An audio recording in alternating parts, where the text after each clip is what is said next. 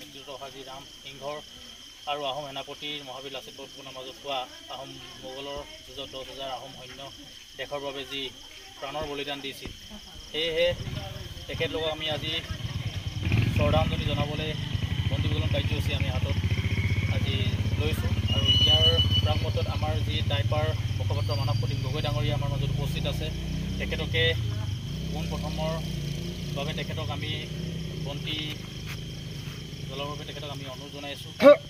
আৰু এই ক্ষেত্ৰত আমাৰ সহায় কৰিবলৈ ভাটিবেচলী আঞ্চলিকৰ সম্পাদক আৰু দুলীয়া আঞ্চলিকৰ সম্পাদকক আমি তেখেতক সহায় সহযোগিতা কৰিবলৈ অনুৰোধ জনাইছোঁ।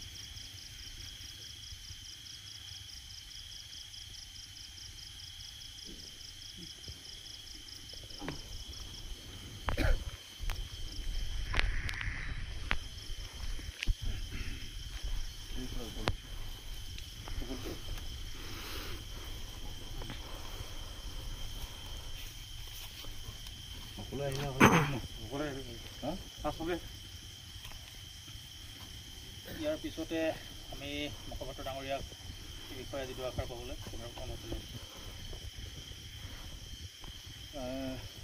সকলোৱে ধন্যবাদ আৰু কৃতজ্ঞতা জনাইছোঁ।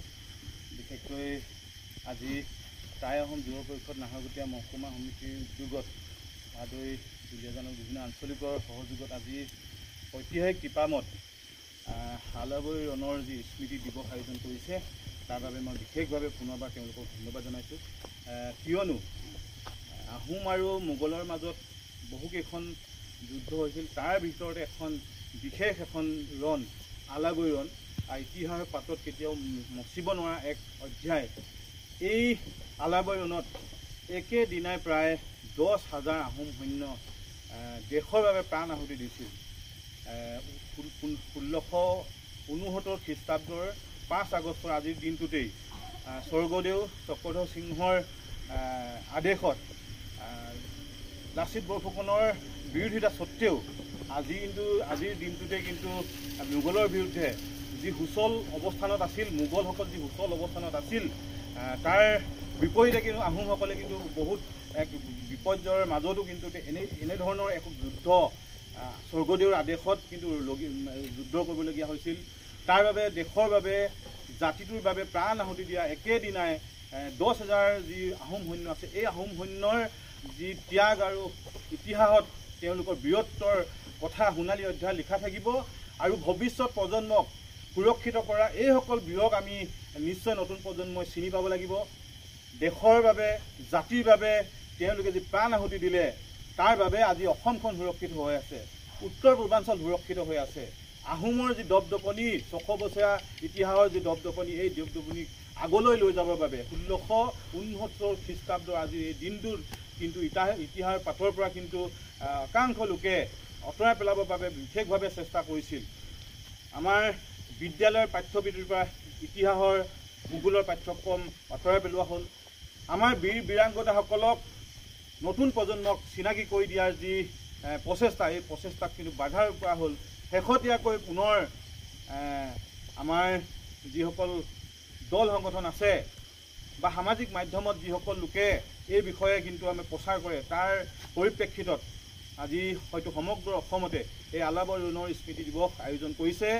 আমাৰ যি ভৱিষ্যত প্ৰজন্মক সুৰক্ষিত কথা, সেইসকল বীৰ বীৰাংগনাক কিন্তু আমি শ্ৰদ্ধা নিবেদন নকৰিলে কিন্তু আমাক কিন্তু সঁচাকৈ পাপে চুব। সেইকাৰণে টাই আহোম যুৱ পৰিষদৰ এই প্ৰচেষ্টা আগলৈ যদি